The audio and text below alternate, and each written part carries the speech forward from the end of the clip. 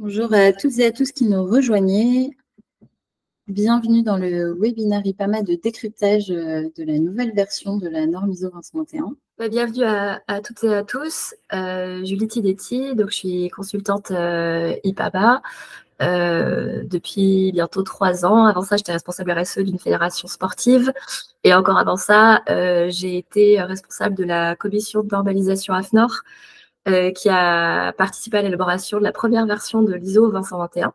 Et donc là, sur cette révision, j'étais membre de la commission qui a contribué à sa révision. Et je m'excuse pour le ton de ma voix, mais j'essaie de me sortir du Covid. Voilà. Et donc, rebonjour à toutes et à tous. Je suis Caroline Durand-Gasselin, également consultante chez IPAMA. On va vous accompagner avec Julie tout au long de ce webinaire et avec toute l'équipe IPAMA en support et nos 3 invités que nous allons présenter dans quelques secondes. Petit rappel, juste pour vous dire que ce webinaire est enregistré, mais qu'on ne voit pas la vidéo des participants ni leur nom, qu'un replay sera disponible après et qu'il vous est possible de poser des questions dans le chat. Notre équipe côté IPAMA fait une modération des questions. Il est possible de liker des questions déjà posées et on aura une session de questions-réponses à la fin de notre temps ensemble, donc dans environ 40 ou 45 minutes. C'est parti. Donc, peut-être très rapide introduction pour ceux qui ne nous connaissent pas. Donc, chez IPAMA, notre ambition, c'est de transformer les écosystèmes événementiels pour des événements plus justes et plus sobres. Et donc, on croit beaucoup, évidemment, à la capacité des acteurs de l'événementiel à participer à cette transformation écologique et solidaire. On a été fondé par Jean-Claude et Xavier en 2010. On est maintenant une petite dizaine de consultants permanents avec un grand écosystème de personnes qui travaillent avec nous autour. On est agréé ESUS, on est certifié Bicorp, on n'est pas certifié ISO 221 parce qu'on n'organise pas d'événements, on ne fait pas vraiment d'événementiel, mais ça ne manquera pas de venir si jamais un jour le cas se présente.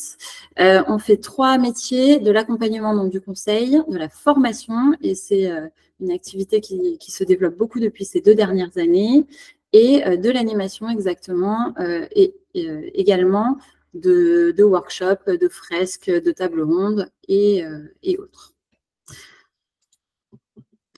Pour aujourd'hui, pour ce webinaire, donc Julie s'est déjà présentée, je suis Caroline et nous avons avec nous la chance d'avoir Romain de Paris 2024 qui a été le lead du groupe de travail international de révision de la norme ISO 221 pour Paris 2024.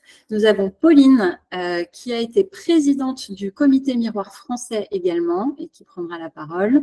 Et Marion de France Congrès Événements qui nous donnera son témoignage de l'impact de cette nouvelle norme ISO dans cette activité et notamment avec le recroisement avec le label de France Congrès Événements. Pourquoi c'était important de vous proposer ce webinaire aujourd'hui? On voulait vous donner les grandes lignes des évolutions entre les versions 2012 et 2024 de la norme ISO 221. Pour rappel, la norme ISO a été créée en 2012 lors des Jeux Olympiques de Londres. Elle vient donc d'être révisée dans le contexte des Jeux Olympiques de Paris 2024. Et donc, notre objectif, c'est de vous présenter les changements entre ces 2 versions et ce que ça implique dans la mise en œuvre de la norme dans vos organisations. Attention, ce n'est pas un webinaire de présentation exhaustif de la norme ISO 221 pour ceux qui ne la connaîtraient pas, mais vraiment de mise en avant de ce qui change entre la dernière version de la norme et la version qui vient d'être publiée. L'objectif, c'est aussi de démystifier ces changements et de vous donner notre point de vue d'expert, puisque effectivement, c'est un texte très compliqué. Enfin, en tout cas, quand on n'a pas l'habitude de lire des normes ISO, c'est toujours un vocabulaire assez spécifique. Et donc, l'objectif, ça va être d'essayer de vous présenter une approche un peu factuelle de ces changements. Voilà. Et à la fin, on vous présentera sur la slide précédente, pardon Julie, les scénarios de certification retenus par les principaux organismes certificateurs. Et ça veut dire, en gros, si vous êtes déjà dans un processus de certification et que vous avez commencé avec la norme version 2012, qu'est-ce qui se passe? Ou alors, si vous êtes en train de commencer, sur quelle norme vous allez pouvoir être certifié. En termes d'agenda là pour les 30 prochaines minutes, Romain commencera par prendre la parole pour nous expliquer pourquoi finalement cette révision était nécessaire et pourquoi elle a été portée notamment dès le début par Paris 2024. Pauline nous expliquera comment la révision s'est déroulée, qui a participé et comment s'est déroulé le processus. Avec Julie, on vous expliquera ce qui change en pratique dans le texte de la norme, donc notre analyse des nouveautés. Puis, on parlera du calendrier de déploiement par les organismes de certification. Nous aurons ensuite le témoignage de Marion pour France Congrès événements et vos questions-réponses. Donc, je rappelle, il y a un chat. Il est possible de poser vos questions dans le chat, de liker des questions existantes. Notre équipe IPAMA et en particulier Laetitia fera un travail de synthèse de ces questions pour que nous puissions y répondre. Et du coup, je laisse la parole tout de suite à Romain qui va nous présenter pourquoi cette révision a été portée par Paris 2024. Bonjour à toutes et tous, merci Caroline pour l'introduction. Donc, je suis Romain Rivou, je travaille au sein du comité d'organisation de Paris 2024 dans la belle équipe qui s'appelle Impact et Héritage. Prend en charge les enjeux sociaux liés au jeu, de l'éducation, de la santé, de l'impact, de l'attractivité économique, mais également aussi des enjeux de solidarité, d'égalité, avec en particulier notre fonds de dotation transverse de PMO, donc c'est ce qui est en lien avec la planification. Et dans le cadre de ce rôle-là, donc du coup, j'ai eu la chance de prendre le lead. La petite histoire, c'est que donc cette norme, vous l'avez compris, elle a aujourd'hui une douzaine d'années, et que donc du coup, du secteur événementiel sur les enjeux de la protection de l'environnement et la responsabilité évolué et positivement évolué. Donc, il était temps de cette nouvelle. Romain, ton son et ton image. Il y a aussi des années à venir, on espère. Et on a du mal à comprendre ce que tu dis. Est-ce que tu peux couper ta caméra pour voir si on gagne un peu de bande passante? Oui. Est-ce que c'est mieux là? Oui, pour l'instant, ça a l'air mieux. Vas-y. Ok. Je disais donc que du coup, voilà, on espère aussi que cette norme, du coup, sera du coup vraiment un guide intéressant et à date pour les 10 prochaines années. Donc l'histoire, c'est que donc du coup c'est sous l'impulsion du CIO et de l'AFNOR que on a décidé du coup de faire évoluer cette norme, et comme il fallait que ce soit donc du coup un pays qui prenne le lead, Paris 2024 s'est proposé du coup pour donc l'idée cette révision.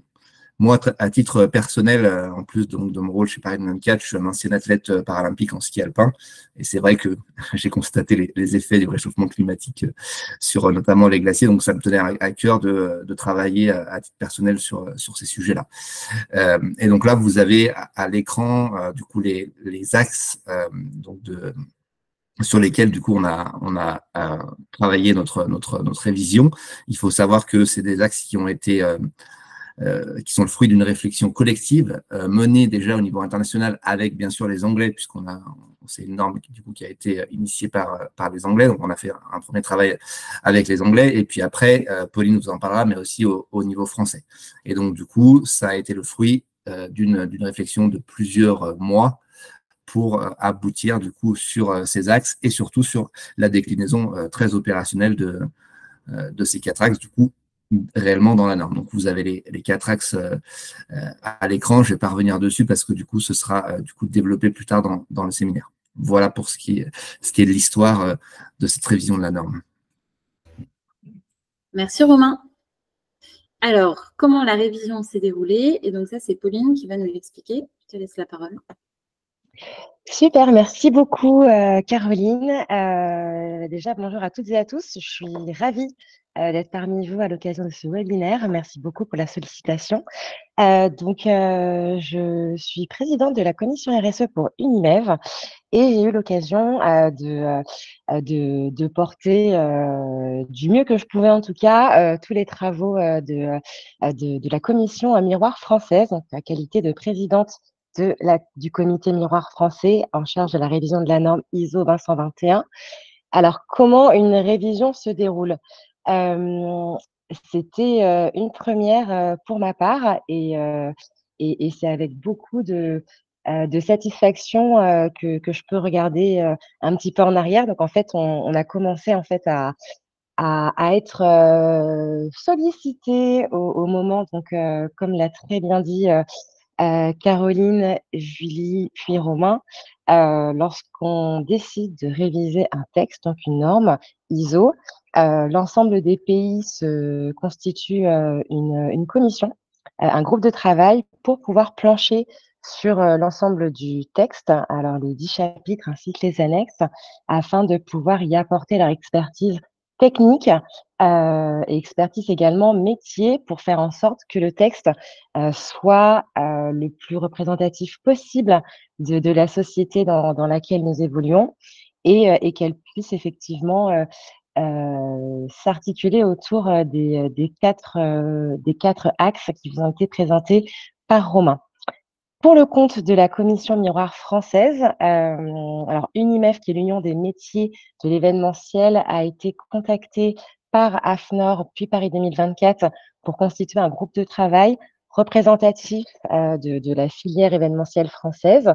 On avait besoin de mettre autour de la table des organisateurs d'événements professionnels, sportifs, culturels, grand public, privés, mais aussi l'ensemble de la chaîne de valeur, les sites, les territoires, les prestataires de services, les agences, les loueurs de mobilier, écrans et également toutes les structures qui accompagnent les acteurs de l'événementiel dans l'intégration de démarches RSE au sein de leur entreprise. Donc, c'est très important d'avoir des toutes petites entreprises comme des entreprises beaucoup plus grandes afin d'avoir un panel représentatif de notre jolie filière pour plancher sur la révision de la norme ISO 20021.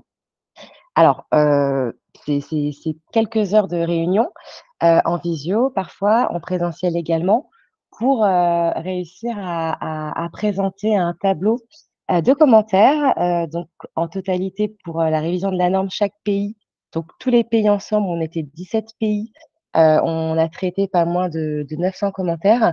Une belle partie d'entre eux étaient français. Pour notre part, on était à peu près un tiers des commentaires français, car effectivement, je rappelle que 45% des certificats émis dans le monde sont en France. C'est pourquoi la filière avait des modifications à apporter, des ajouts, des compléments, des suppressions, des clarifications aussi, pour faire en sorte que le texte révisé soit à la hauteur de toutes les attentes des parties prenantes. Et c'était effectivement une très, très riche expérience. D'ailleurs, on a eu l'occasion d'avoir également Julie avec nous dans le groupe de travail. Et une fois que les commentaires donc étaient présentés, Romain, qui vous a parlé précédemment, animé ces réunions de travail internationales pour que chaque pays porte ses commentaires et qu'on puisse arriver à un consensus pour valider ou non ou partiellement les différents commentaires présentés. En tout cas, pour ma part, c'était vraiment une expérience très enrichissante. Ça permet effectivement de cartographier l'importance d'une norme ISO 221 et comment est-ce qu'elle s'interprète d'un pays à un autre, d'un acteur à un autre. Et encore une fois, c'est en travaillant toutes et tous ensemble, collectivement, qu'on arrive à atteindre vers des résultats cohérents, corrects, qui nous conviennent. Voilà, en tout cas pour ma part. Et je suis ravie de pouvoir présenter et porter haut et fort le travail collectif qui a été apporté par la France dans le cadre de cette révision. Merci beaucoup, Pauline. Et on peut noter en plus que ça a été un processus qui a été fait assez rapidement. Enfin, ça ne paraît pas très rapide, mais par rapport au cycle habituel de révision des normes, pour que justement cette norme puisse être publiée bien en 2024 et dans le contexte et dans la dynamique des jeux. Donc, bravo à tous les acteurs qui ont beaucoup œuvré et beaucoup travaillé dans un laps de temps assez court pour obtenir cette révision. Maintenant, ce qu'on voulait vous proposer, c'est de faire le tour des changements principaux dans le texte de la norme. Et je voulais vous rappeler que nous avons dans ce webinaire une possibilité pour les participants de poser des questions. Peut-être que pour cela, il faut que vous dézoomiez de votre mode plein écran, si vous en avez un, pour voir la barre dans laquelle vous pouvez poser des questions. N'hésitez pas à les poser. L'équipe IPAMA se charge de les synthétiser de façon à ce que nous puissions y répondre à la fin de cette présentation. Je laisse Julie peut-être commencer sur les deux types de contenus dans le norme ISO 221. Vas-y, Julie. Oui, merci Caroline. Alors, juste pour rappeler un peu des grands principes, on est sur une norme de système de management. Donc, qu'est-ce que ça veut dire? Ça veut dire qu'on est dans un cadre qui est relativement contraint. C'est un système ISO, je ne vais pas rentrer dans trop de détails, mais en tout cas, toutes les normes de système de management ont une même structure. Et cette structure, elle est identique. Peut-être que certains d'entre vous connaissent la norme 9001 sur la qualité, la 14001 sur le management de l'environnement. Donc, on a la même structure ici. Donc, on est bien sur une norme qui donne des obligations en termes de moyens, et non une norme qui donne des obligations en termes de résultats. Et on est bien sur comment organiser un événement pour limiter ses impacts et pour intégrer la RSE. On verra derrière tout le travail qui a été fait pour multiplier en fait les exemples d'enjeux à prendre en compte quand on parle de l'organisation d'un événement. On est sur une norme aussi qui est binaire. Je dis ça parce qu'on commence à voir poindre des interprétations plus ou moins libres de cette norme. En fait, il n'y a pas d'interprétation à avoir sur la base. La base, elle donne bien des exigences. Il faut mettre en place ci ou ça. Et elle donne toute une série de recommandations, que ce soit dans le texte de la norme, y compris dans les annexes. Les annexes, ce sont des annexes informatives. Donc, c'est des choses que vous pouvez mettre en place. Il n'y a pas d'obligation à les mettre en place, mais il y a des recommandations à faire de telle ou telle manière. Après, ça veut quand même dire que, pour être très transparent, très clair, quand vous êtes audité sur la base de ces exigences, de toutes les choses qu'il faut mettre en place. Sur les recommandations, l'auditeur peut s'appuyer dessus pour donner des exemples sur comment vous pourriez faire et qu'est-ce que vous pourriez mettre en place. Mais ce sont bien des recommandations, c'est à vous de décider si vous voulez les mettre en place ou pas.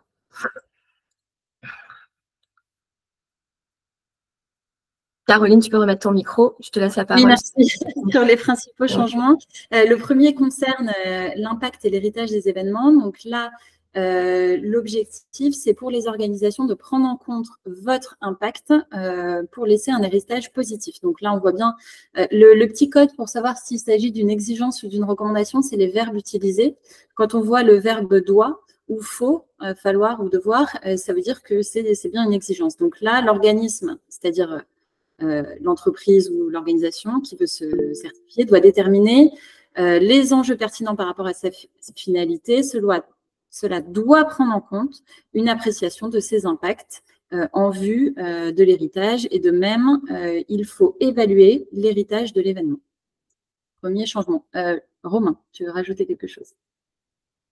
Attends, tu as ton micro coupé. Pardon, juste une toute petite mention sur cette notion d'héritage, pas de panique. C'est pas réservé qu'au GESI, l'héritage. Un petit événement, une petite structure peut tout à fait avoir un héritage à sa mesure.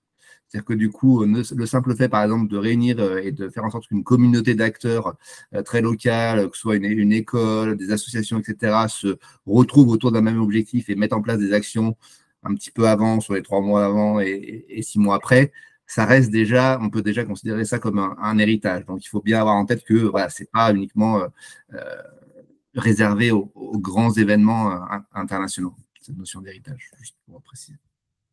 Oui, super, merci Romain. Autre apparition, l'obligation d'analyser les effets du changement climatique sur le contexte de votre organisation. C'est-à-dire que au moment de l'analyse de son contexte, qui est une exigence tout au début de la norme, il faut prendre en compte la hausse des températures ou les autres effets du changement climatique, mais aussi les exigences concernant la réduction des émissions de gaz à effet de serre dans cette analyse de contexte. Je laisse, oui, Julie. J'enchaîne sur la partie la plus sexy de la norme, c'est-à-dire questions, procédures, processus. Pour celles et ceux qui ont déjà mis en place la norme, vous savez très bien que la première version donnait toute une série d'exigences en termes de procédures à mettre en place. La nouvelle version a complètement supprimé cette exigence de procédure. C'est le système dont je vous parlais tout à l'heure sur l'ISO qui a mis au carré toutes ces normes de système de management. Elle a remplacé ça par une obligation de mettre en place des processus. Ceci étant, je vous lis bien ce qui a marqué dans les différents chapitres. Il n'y a plus aucune exigence de procédure dans l'ensemble des normes de management ISO revues, mais l'organisation doit identifier ses processus. Elle ne dit pas de quelle manière, donc à vous de voir comment vous voulez prouver que vous avez bien identifié vos processus. Et la norme spécifique, il est à la charge de chaque organisation de choisir de quelle manière elle souhaite documenter ses processus. Donc, ça veut dire concrètement que vous êtes tout à fait libre de documenter vos processus de la manière de fiches processus dont certaines structures qui sont engagées dans la qualité ont l'habitude, ou pas. Ça peut être d'autres moyens. Tant que vous êtes en mesure de prouver que vous réussissez à documenter que vous avez tel ou tel processus qui fonctionne de telle ou telle manière, c'est suffisant. On avait un petit peu bataillé au moment des négociations avec les différents pays sur cette question, et notamment aussi avec l'ISO, parce que pour des grosses structures, c'est très clarifiant d'avoir des fiches processus, de les suivre, etc. Pour des petites structures, ça peut être un système très lourd, non seulement à mettre en place, mais à utiliser derrière. Donc, on s'est dit, autant laisser la liberté, aussi, notamment à ces plus petites structures, de choisir la manière qui est la plus simple et la plus cohérente pour elles de pouvoir documenter ces processus. Voilà. Par contre, il y a bien d'autres petites indications sur le fait que le niveau de disponibilité des informations documentées doit être suffisant pour avoir confiance dans le fait que les processus ont été suivis comme prévu. Mais encore une fois, dans le 4.4, chaque organisme peut choisir la manière la plus appropriée.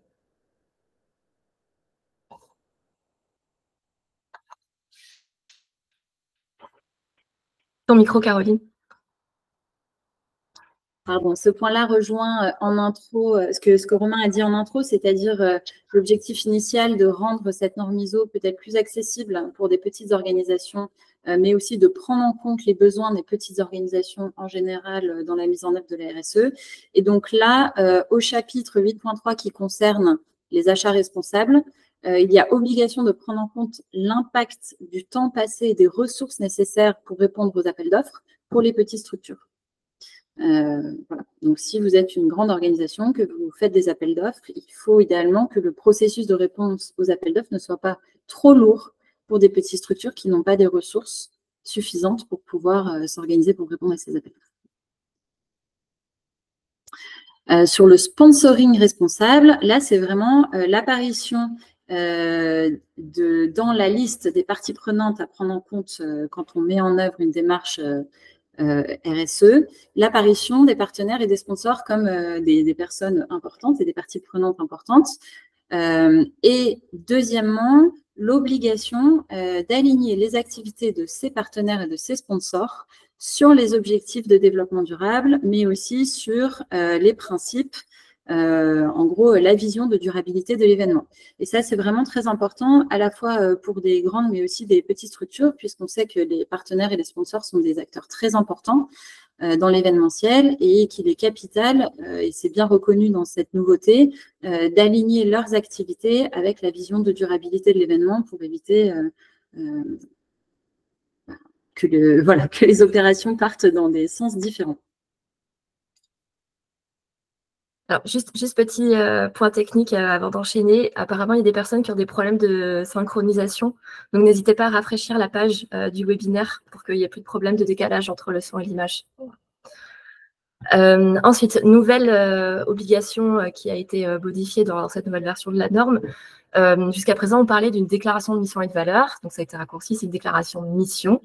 Et il y a un renforcement du travail sur la finalité et la mission de l'organisation. Mais alors, attention, qu'est-ce que ça veut dire ? Donc déjà, la manière dont c'est rédigé, l'organisme doit définir et documenter son intention, sa mission, ses intérêts économiques, sociaux et environnementaux, ses risques et les valeurs fondamentales. Avant, c'était une déclaration de mission et de valeurs. Maintenant, on a des choses un peu plus développées, y compris les intérêts économiques, sociaux et environnementaux, y compris les risques. Et le sens de mission, il a été difficile à traduire de la version anglaise vers la version française. Pour les Anglais, c'est très clair, pour les Français, un peu moins.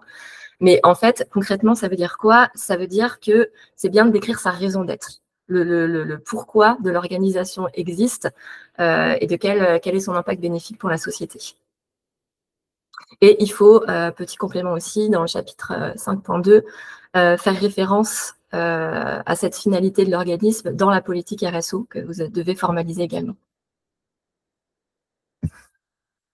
Sur la notion de greenwashing, alors ça, c'est un tout nouveau paragraphe dans le chapitre sur la communication, chapitre 7.4. Il y a cette notion de greenwashing qui est nouvelle avec l'obligation de ne pas y recourir. Donc, pour communiquer de manière responsable, l'organisme doit s'assurer qu'aucune information n'est transmise avec l'intention d'induire le public en erreur sur l'impact environnemental et social d'un produit ou d'un service, ainsi que sur sa qualité ou sur la réalité de l'approche de l'organisme en matière de développement durable, et ce, peu importe la façon dont l'information est communiquée.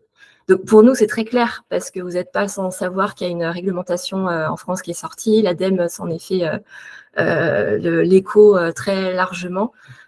Sauf qu'en fait, on est sur une norme internationale et ça ne va pas de soi pour d'autres pays. Donc, c'était très important qu'il y ait cette obligation-là qui apparaisse dans la norme.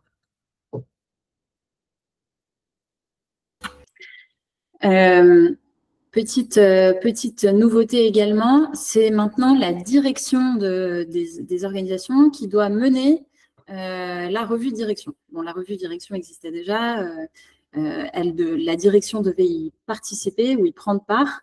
Et c'était l'occasion pour la direction de revoir l'ensemble du fonctionnement du système de management responsable. Maintenant, c'est la direction qui doit mener la revue de direction. Donc, c'est juste un pas de plus vers mobiliser et avoir un engagement maximal des personnes dirigeantes dans l'organisation sur la question de la RSE. Donc, on vient de faire le tour des principaux changements dans les exigences, c'est-à-dire les choses qui sont obligatoires à mettre en place quand on veut se certifier ISO 221. Maintenant, une petite liste des nouveautés dans les recommandations. Donc, c'est ce que Julie disait. Ce sont des choses qu'on peut mettre en place et qui bénéficient à la performance de son système de management, mais qui ne sont pas strictement obligatoires. Et je te laisse, Julie, peut-être, si tu veux bien commenter. Ah, je remets le son. Ok, donc dans le texte, et puis Pauline et Romain, n'hésitez pas à rebondir aussi, parce que je sais que c'était des sujets qui vous tenaient à cœur. Il y a l'ajout de la prise en compte des objectifs de développement durable de l'ONU, donc des ODD. Donc, quand vous lisez la norme, juste un petit point de vigilance, parce qu'on a déjà eu des retours dans ce sens-là de personnes qui ont lu la norme. Les objectifs de développement durable, quand ce n'est pas précisé de l'ONU, ce sont les objectifs de développement durable que vous vous êtes fixés dans le cadre de vos objectifs globaux. Là, on parle bien des ODD de l'ONU. Du coup, on propose, justement, c'est une recommandation aux organismes de se baser sur cette liste des ODD de l'ONU pour déterminer leurs enjeux. Il y a l'intégration également de la recommandation de faire une matrice de double matérialité. Donc ça, c'est une nouveauté qui a été introduite par la CSRD, qui est en vigueur pour une série d'organismes depuis le 1er janvier 2024. Tout ça, il y a aussi le lien qui a été fait avec les accords de Paris. Il y a une révision aussi des définitions avec l'intégration de nouveaux enjeux comme l'économie circulaire, la responsabilité digitale, etc. Petit point de vigilance, j'en profite parce que je l'ai entendu à l'occasion d'un autre webinaire que je ne citerai pas, mais attention de bien faire cette différence, j'insiste, parce qu'il y a eu l'introduction, par exemple, de la notion d'analyse de cycle de vie. C'est bien une recommandation. On n'est pas en train de rendre obligatoire auprès de l'ensemble des organismes de faire une analyse de cycle de vie de leurs produits et services. C'est pas ça. C'est que c'est une bonne pratique. Si on peut le faire, c'est bien de le faire. C'est pour ça que ça a été intégré en recommandation. Il y a le renforcement aussi de l'importance des résultats à évaluer à court, moyen et long terme. Encore une fois, ce n'est pas une exigence, mais c'est quand même plutôt bien, en fait, quand on définit des objectifs, de se projeter plus loin que dans le court terme immédiat. Et c'est ça qui nous semblait très important, et c'est en lien notamment avec cette notion d'impact et d'héritage dont on a parlé tout à l'heure. La liste des parties intéressées, c'est la même chose que les parties prenantes, pour ceux qui utilisent le terme partie prenante. Elle a été revue aussi pour être plus exhaustive, pour qu'on n'oublie pas certains acteurs qui sont parfois laissés de côté. Et ensuite, vous avez aussi toute une série de nouvelles annexes. Il y a un gros travail qui a été fait dans ces annexes. Quand vous irez voir la norme, vous verrez que c'est très développé. Il y a ça c'était une vraie volonté. Il y a l'annexe A qui en fait reprend point par point les exigences de la norme et donne des recommandations sur comment appliquer ces exigences. Donc ça a été beaucoup plus détaillé que dans la première version. L'annexe B, il y a notamment toute une série de détails aussi sur comment on peut faire pour sélectionner ses fournisseurs quand on est dans une démarche d'achat responsable. L'annexe C fait un focus important sur le reporting. Ça a été l'objet de moult débats, notamment avec des pays qui préfèrent rester plus dans le flou, comme la Chine. Bon, ça ne sera pas une surprise pour personne, y compris pour l'annexe D, qui a été intégrée sur les droits humains et les droits de l'enfant. Il y a eu de nombreuses discussions. Oui, Romain, je sais que c'est un sujet qui te tient à cœur. Je vais te laisser prendre la parole. Non, mais vas-y, termine. Julie, c'était pour ajouter un autre guide qui est aussi dans la norme. Mais vas-y, termine. Non, je voulais juste dire que, en fait, la base aussi de cette discussion, c'était tout le ramdam médiatique qu'il y a eu autour de la certification de la Coupe du Monde de foot. Où on s'est dit, mince, cette Coupe du Monde dont on sait qu'en termes d'impact sociaux, ça a été une catastrophe, elle a été certifiée ISO 20121. Alors qu'un certain nombre de droits humains ont été bafoués. Et le souhait de base d'origine de Paris 2024, mais pas que, c'était de se dire on va renforcer les exigences au niveau de cet impact social et de tous les points de vigilance qu'il faut avoir sur les droits humains pour que ça ne se reproduise pas. Sauf qu'en fait, comme vous l'a expliqué très bien Pauline tout à l'heure, on est dans une démarche de consensus, qu'il y avait un certain nombre de pays autour de la table qui n'ont pas la même réglementation de cette question des droits de l'homme que nous. Et du coup, il a fallu qu'on arrive à un moment donné à aboutir à quelque chose d'acceptable pour tout le monde. Et c'est pour ça que cette annexe, elle se retrouve en annexe informative et non en annexe obligatoire. Je voulais rajouter deux choses là-dessus. C'est que cette annexe-là, effectivement, comme tu l'as dit, elle est informative. Néanmoins, on la retrouve quand même pas mal de fois mentionnée dans le cœur de la norme comme étant, en gros, quelque chose qui est très fortement recommandé de suivre. Donc, elle n'est pas juste cachée dans les annexes, c'est-à-dire que du coup, on y fait référence à de nombreuses reprises aussi dans le corps de la norme, dans différents articles de la norme. Et puis, je voulais ajouter aussi qu'il y a, pour aider par rapport à la question de tout à l'heure là, sur l'évaluation de l'impact, notamment de l'impact social, il y a aussi, on a mis plusieurs guides qui ne sont pas forcément chacun, qui constitue pas chacun une annexe, mais il y a plusieurs guides dans cette nouvelle version, et il y a notamment le guide qu'on a fait avec l'OCDE sur du coup comment évaluer l'impact social d'un événement sportif, culturel ou autre. Donc voilà, il y a aussi du matériel intéressant pour justement guider les structures qui voudraient être certifiées sur ces questions d'évaluation de l'impact. Oui, Pauline. Effectivement, je voulais rebondir vraiment en quelques secondes sur l'importance des annexes qui sont vraiment très complètes, qui sont une réelle aide à l'ensemble des entreprises qui tendent vers la 20121 parce qu'elle a vraiment été, elles ont été traitées avec tout autant d'importance que le contenu de la norme, donc les 10 chapitres, et notamment un travail particulier sur la notion d'achat responsable en annexe B. Julie l'a très bien précisé. Il est vrai qu'on a pu apprendre beaucoup de contenu de réglementaire dans différents pays. C'est vrai qu'on n'a pas la même, on n'est pas toutes et tous égaux face à la sélection des fournisseurs potentiels en matière d'achat responsable. Et c'était important d'encourager vers des guidelines qui puissent aider les différentes entités en fonction des pays à respecter effectivement l'équité des chances et de laisser effectivement le temps aux structures de pouvoir y répondre et de ne jamais oublier de valoriser l'humain, le temps passé homme-femme à répondre effectivement à des compétitions. C'était tout. Et ça fait bien le lien avec la suite. On voulait juste faire un petit focus sur les achats responsables. Pour ceux qui connaissent la version de 2012 de la norme, c'était un tout petit chapitre, le chapitre 8.3. Alors, il y avait une grande annexe, mais c'était quand même petit. Et c'est vrai que ça ne faisait pas forcément honneur à l'enjeu stratégique immense en fait que constituent les achats responsables dans l'événementiel et aux ressources et à l'ampleur du travail aussi nécessaire pour que les achats s'alignent en fait avec la stratégie de durabilité. Et donc le chapitre des achats responsables a été presque totalement réécrit en apportant des précisions sur ce qu'est une démarche d'achat responsable et notamment sur le côté un petit peu plus aval du processus d'achat.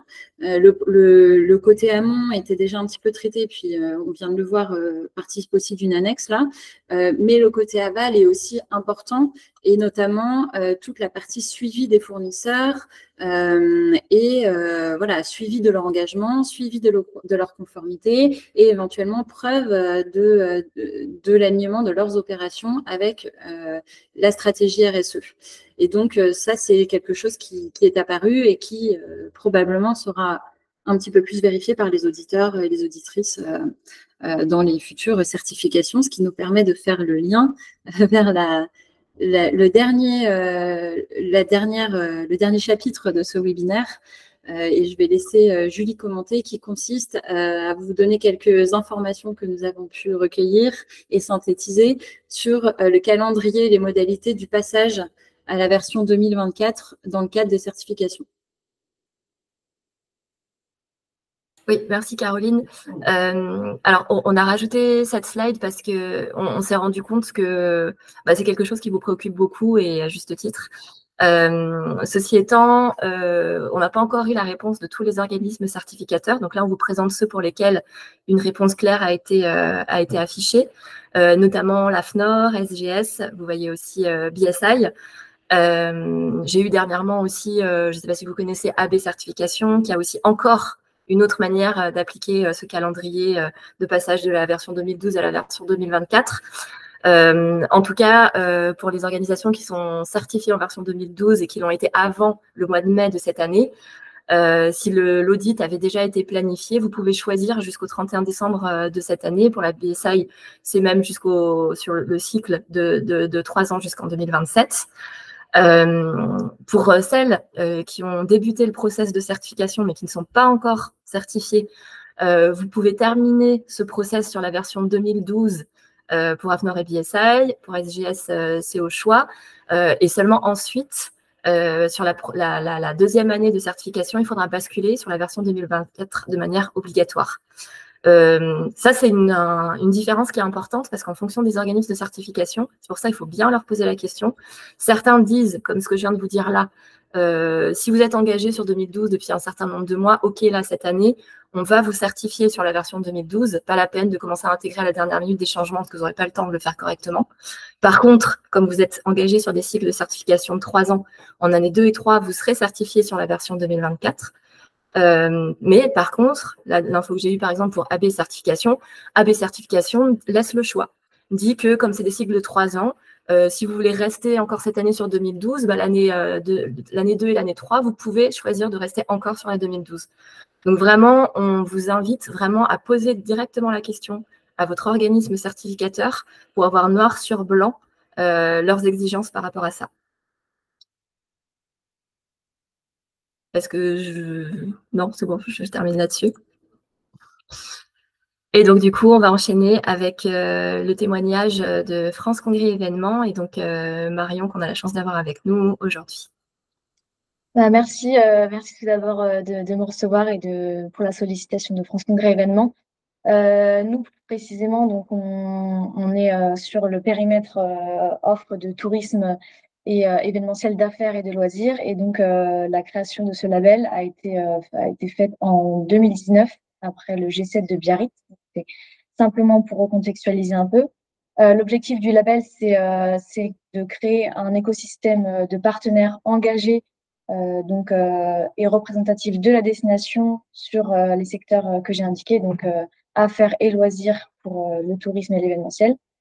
Aujourd'hui, on a 15 destinations qui sont labellisées partout en France et plus de 270 partenaires, puisque les partenaires sont vraiment très importants dans cette démarche. Une quinzaine va nous rejoindre très bientôt et donc sont en préparation de la labellisation. Est-ce que c'est possible de passer la slide? Merci. Donc pour revenir et pourquoi nous on a été sollicité, parce qu'en fait le prérequis pour obtenir la labellisation destination innovante durable, c'est d'être certifié ISO 221. Donc forcément il y a des changements qui vont être opérés et que ça va, pour nous en tout cas, ces mises à jour vont renforcer la démarche du label. On a trouvé vraiment 4 points. Enfin voilà, ces points ont déjà été abordés, mais je vais les recontextualiser avec le label. Le premier, donc, c'est l'alignement sur les ODD.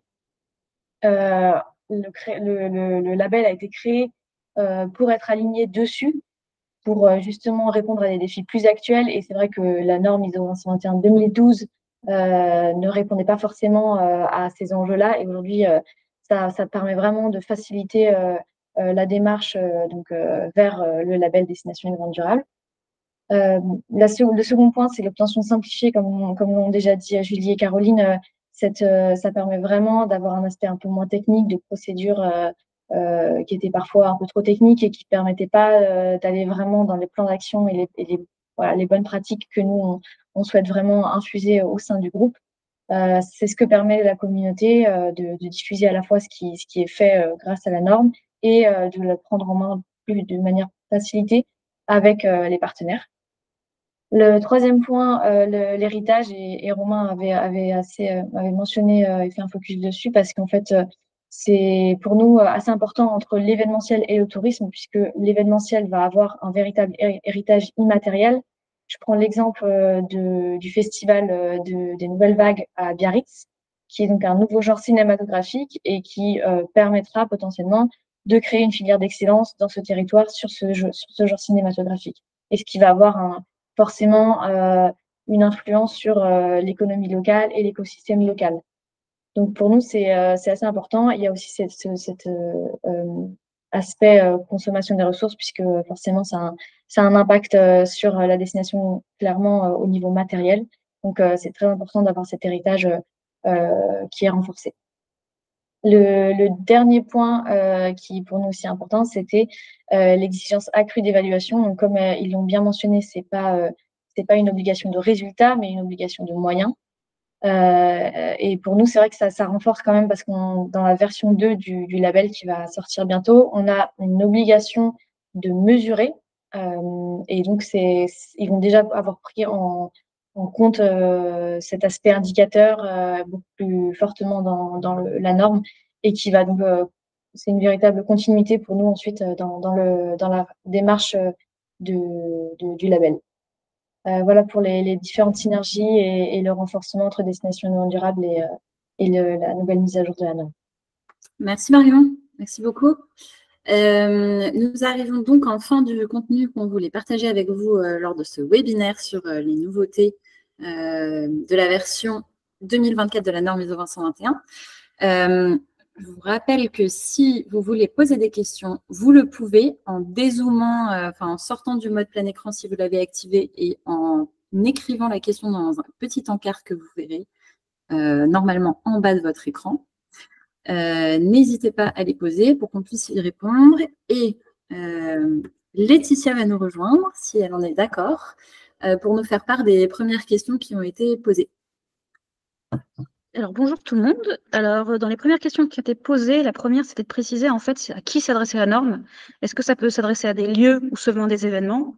Et une deuxième question qui complétait celle-ci, qui était de savoir en fait si la certification est vraiment pour un événement, ou ça peut être pour l'organisation qui contribue à l'organisation, ou est-ce qu'il faut renouveler la norme à chaque événement? Enfin voilà, la question de finalement pour qui est la norme qui peut l'utiliser. D'accord. Donc, sur ces deux questions, merci pour ces questions. Il n'y a pas de changement entre la version de 2012 de la norme ISO 221 et la version de 2024. C'est-à-dire que la norme, elle s'applique toujours, elle est toujours portée par une organisation. qui elle-même peut organiser un ou plusieurs événements, ou qui même parfois n'organise pas d'événements, mais participe à une activité événementielle, soit en tant que lieu recevant un événement, soit en tant que prestataire, ou même en tant que, par exemple, sponsor ou institutionnel, collectivité territoriale.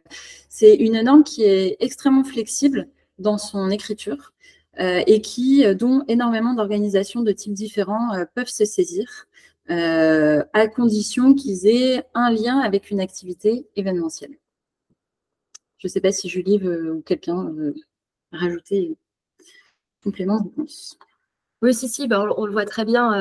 En fait, il n'y a aucun critère, ni en termes de type de structure, ni en termes de taille, ni en termes de secteur d'activité. On a des petites associations, on a des très grosses boîtes. Il y a la possibilité aussi, c'est important, de définir le périmètre d'application de la norme. Par exemple, une entreprise qui aurait des filiales, elle peut dire que son périmètre, ça va être que pour son siège et telle ou telle filiale ou pour l'ensemble de ses filiales. Il y a cette possibilité-là aussi. On a aussi bien les organisateurs d'événements que les commanditaires, que toute la chaîne de prestataires. On travaille avec des structures qui font le son, la lumière, qui font les toilettes sur les festivals, qui font les plaques de protection des sols. Enfin, on a vraiment une diversité d'acteurs qui est très, très importante. On voit aussi de plus en plus d'offices du tourisme et d'acteurs touristiques du territoire, mais ça, c'est notamment en lien avec le fait qu'il y ait ce label Destination innovante durable qui a intégré l'ISO 221 comme prérequis à cette labellisation. Mais pas que, on commence à avoir des acteurs du tourisme aussi, qui parfois travaillent avec le bureau des congrès quand il n'est pas déjà intégré lui-même à l'office du tourisme, qui vont vers la certification ISO 221. Donc, et la norme a vraiment été à la base construite et revue, toujours dans cette philosophie de se dire il faut qu'elle soit applicable au plus grand nombre d'acteurs dans le champ de l'événementiel, que ce soit l'organisateur directement ou tout l'écosystème qui va autour. Merci. Letty, tu as une autre question? Oui, il y a une autre question qui est posée qui est que pouvez-vous nous dire sur la possibilité d'autodéclaration de conformité à la norme? Oui, donc là, c'est la question effectivement de la certification première partie, deuxième partie ou troisième partie. Alors, je commence et puis Julie va compléter. Comme toutes les normes ISO, on peut choisir de s'auto-déclarer conforme à la norme, c'est-à-dire qu'on s'évalue nous-mêmes en interne dans son organisation au regard des critères de la norme et de ses exigences, de ses recommandations pour se déclarer conforme.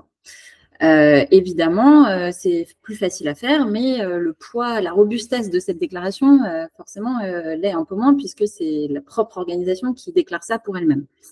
La méthode de certification seconde partie, c'est de demander à une personne de son écosystème, je sais pas, une institution avec qui on travaille ou un partenaire, de faire cette évaluation de conformité pour nous. Cette seconde partie, donc qui fait partie de l'écosystème de notre organisation, pourra conduire cette évaluation et déclarer qu'elle l'a faite. Maintenant, quand on parle de certification de troisième partie, donc certification externe, là, l'objectif, c'est d'avoir une évaluation complètement externe, réalisée par un organisme externe certificateur. Donc, on en a mentionné quelques-uns, AFNOR Certification, BSI, SJS, Bureau Veritas, ABC Certification, sont des organismes externes qu'on embauche. En fait, on a un contrat avec eux et c'est une prestation de service au cours de laquelle ils viennent réaliser, grâce à un auditeur qualifié et certifié, cette évaluation. Et donc, c'est évidemment la méthode la plus robuste, la plus coûteuse, mais la plus robuste pour se déclarer conforme à la norme ISO 221. Et Romain, tu voulais ajouter quelque chose? Et je voulais ajouter qu'on a, dans cette nouvelle version de la norme, justement précisé les premières, secondes et tierces parties. On a défini un petit peu mieux, justement, qui sont-elles et ce qu'elles peuvent faire ou pas faire. Et si je peux rajouter quelque chose, en fait, ça a été notamment mis, mais dès l'origine, dès la version 2012, parce que, en fonction des pays, les systèmes ne sont pas les mêmes. Par exemple, le système de seconde partie en Angleterre, il est nettement plus répandu que chez nous, et ça leur pose pas tellement de problèmes. En France, nous, on a la chance quand même d'avoir des organismes certificateurs qui sont reconnus, qui pour certains sont accrédités, donc via le COFRAC. Je ne vais pas rentrer dans trop de détails techniques, mais en France, il me semblerait que dans l'état actuel des choses, une organisation qui afficherait le tampon ISO 20121, alors qu'il s'est lui-même fait évaluer ou qui s'est fait évaluer par un partenaire dont on sait qu'il peut y avoir un biais puisque c'est un partenaire en seconde partie, forcément, c'est ce que disait Caroline, ça sera bien moins perçu que des organisations qui vont passer par la tierce partie et donc une certification externe. Laetitia, est-ce que tu as une autre question? J'en ai une autre, cette fois-ci, qui n'a pas grand-chose à voir, mais effectivement, c'est qu'est-ce que la matrice de double matérialité? Donc, que vous avez mentionné tout à l'heure. Tu veux y répondre, Laetitia? Non, je vous laisse répondre. Mieux alors, Julie, peut-être. Je te laisse répondre. Pardon? Non, est-ce que tu veux répondre à cette question? Non, vas-y, je te laisse. Je réponds, puis Letty, tu me complètes. Donc, l'analyse de matérialité, c'est un exercice très classique en RSE par lequel on fait remonter les attentes et les enjeux RSE ou même un peu plus large en provenance de nos parties prenantes pour notre organisation. Donc, c'est un exercice par lequel on consulte, on pose la question aux différentes parties prenantes de notre écosystème sur quelles sont les problématiques, les enjeux, les risques de RSE dont on devrait se saisir dans le cadre de notre stratégie RSE. Classiquement, c'est un outil qui existe depuis longtemps. Dans le cadre de l'arrivée de la CSRD, cette matérialité s'est renforcée et à l'intérieur de la norme CSRD, il y a une obligation de réaliser une analyse de double matérialité qui renforce un peu, qui est le même concept de matérialité, mais qui oblige les organisations à faire deux exercices, c'est-à-dire quels sont les enjeux RSE pertinents de leur propre évaluation. Donc, une organisation qui organise un grand événement sportif international peut se dire effectivement l'économie circulaire et la gestion des ressources, c'est quelque chose de très important pour nous. Donc, hop, ça en fait un enjeu prioritaire. Mais pour compléter cette analyse, il faut faire une double analyse de matérialité et interroger ces parties prenantes. Selon la liste proposée maintenant dans la norme ISO 20121 qui a été renforcée, pour vérifier si cet enjeu remonte aussi comme prioritaire auprès de ces parties prenantes. Et donc, parfois, on voit que certains enjeux qui sont importants pour une organisation peuvent l'être moins pour les parties prenantes ou vice-versa. Un enjeu qu'une organisation a moins identifié comme étant prioritaire peut devenir hyper important pour plusieurs parties prenantes. Et c'est pour ça que cette double matérialité qui intègre l'analyse que l'organisation fait pour elle-même et l'analyse que les parties prenantes font, renforce le concept de matérialité et maintenant nouveau dans la norme ISO 20121. Letty, tu veux ajouter quelque chose? Non, moi, caricaturalement, moi, je résumerai juste en disant, en fait, avant, on avait l'habitude de regarder quels étaient les enjeux qui étaient importants pour nous, parce qu'ils avaient un impact pour nous en tant qu'organisation. Et en fait, la double matérialité, ça force à regarder toujours ce qui est important pour vous, mais aussi ce qui est important pour les autres, pour l'environnement, pour la société. Et donc, du coup, de ne pas choisir comme prioritaire que les enjeux qui sont importants pour vous, mais aussi ce qui est important pour les autres, tout simplement. Normalement, dans toute démarche RSE, on le faisait un peu naturellement. Enfin, nous, en tout cas, chez IPAMA, on n'a jamais accompagné aucune organisation en leur disant on va faire une stratégie RSE basée pour que ce qui est important pour vous en oubliant complètement l'écosystème autour. Donc, ce n'est pas non plus une révolution, mais ça a le mérite d'être clarifié et d'être aussi aligné sur cette réglementation qui est apparue l'année dernière, la CSRD. Et du coup, juste pour conclure là-dessus, s'il y a des personnes qui ont déjà la norme, vous pouvez regarder le 3.46. La norme donne une définition de la double matérialité.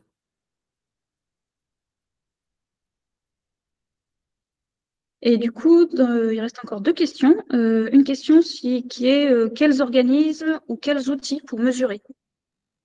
Il n'y a pas forcément plus de précision sur mesurer quoi, mais voilà. Je ne sais pas, c'est peut-être une question par rapport au reporting, j'imagine que ça doit être ça. C'est à ce moment-là qu'elle est apparue en fait, donc c'est vraiment pour mesurer par rapport à différents éléments et aussi, voilà, c'était assez large. Je peux commencer, Caroline, tu compléteras. Ça, c'est vraiment une question primordiale et on voit souvent que quand on fait des accompagnements, ça vient un peu tardivement. On se rend compte que parfois, c'est un budget derrière, que ça demande toute une organisation. Donc, c'est vraiment quelque chose qui est à anticiper à partir du moment où on se fixe ses objectifs. Une fois qu'on se fixe ses objectifs, il faut se questionner de comment on va atteindre cet objectif, quel indicateur on doit mettre en place et comment on récolte la donnée.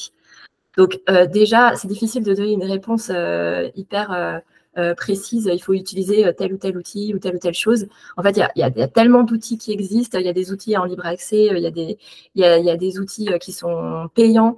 Il y a des outils de gestion projet qui permettent de faire ça. Il y a des applications. Il existe vraiment toutes sortes de choses. Mais moi, ce sur quoi je voudrais mettre l'accent, c'est vraiment sur le fait de la planification. Parce que c'est pas le reporting, c'est pas juste une question d'avoir un outil qui soit piloté par un référent RSE. C'est une question qui est transverse. C'est une question d'avoir la possibilité de faire remonter de la donnée via l'ensemble des services de la structure. Donc, ça veut vraiment dire qu'on implique l'ensemble des équipes quand on est dans une démarche RSE et qu'on veut faire un reporting mesuré, efficace et transparent.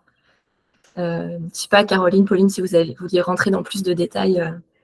Oui, en fait, je voulais juste dire qu'on n'a pas besoin d'outils très élaborés pour faire une évaluation de performance RSE qui coche la case de l'exigence de la norme ISO 221. C'est-à-dire qu'un bon vieux tableau Excel où vous reprenez les objectifs que vous vous êtes fixés, et j'en profite pour faire un petit rappel que les objectifs doivent maintenant être fixés à court, moyen et long terme pour l'organisation, et de mettre à côté de ces objectifs un indicateur de résultat. Par exemple, on disait tout à l'heure, votre objectif, enfin un enjeu clé, c'est l'économie circulaire. Vous définissez un objectif, vous dites, voilà, on veut que 80 ou 90% de toutes les ressources qu'on utilise soient remises en circulation, réemployées, relouées après l'événement. Voilà, donc ça, c'est l'objectif.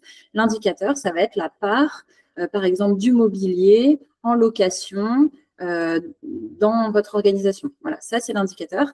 Et donc, bien sûr qu'il y a plein de plateformes et d'outils qui se développent pour pouvoir avoir une classification et un suivi de ces indicateurs un peu plus ergonomiques qu'un tableau Excel. Mais en vrai, si vous mettez ça dans votre tableau Excel et que derrière, vous avez un vrai suivi dans votre organisation de cet indicateur, qu'il est intégré dans le fonctionnement des équipes opérationnelles et qu'il y a une possibilité de faire remonter ce chiffre, peut-être via le prestataire de service sur la question mobilier ou autre, ça suffit en fait.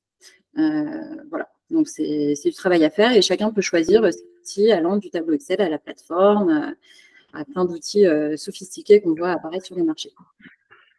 Oui, Pauline. Merci beaucoup. Je te rejoins parfaitement, Caroline. Pour rappeler, l'un des axes primordiaux, c'est la notion d'accessibilité de la norme.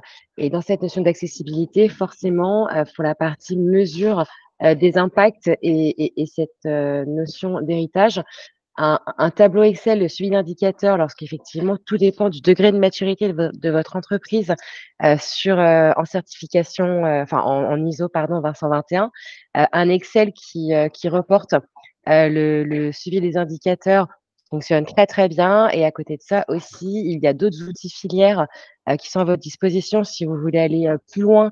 Notamment en fonction de la typologie d'entreprise, parce que Julie l'a très bien dit, les nouveautés type CSRD proposent aussi d'aligner en fait certains outils avec d'autres. Donc c'est vraiment un scénario qui vous est propre en fonction de votre ADN et de vos valeurs et du périmètre dans lequel vous vous inscrivez.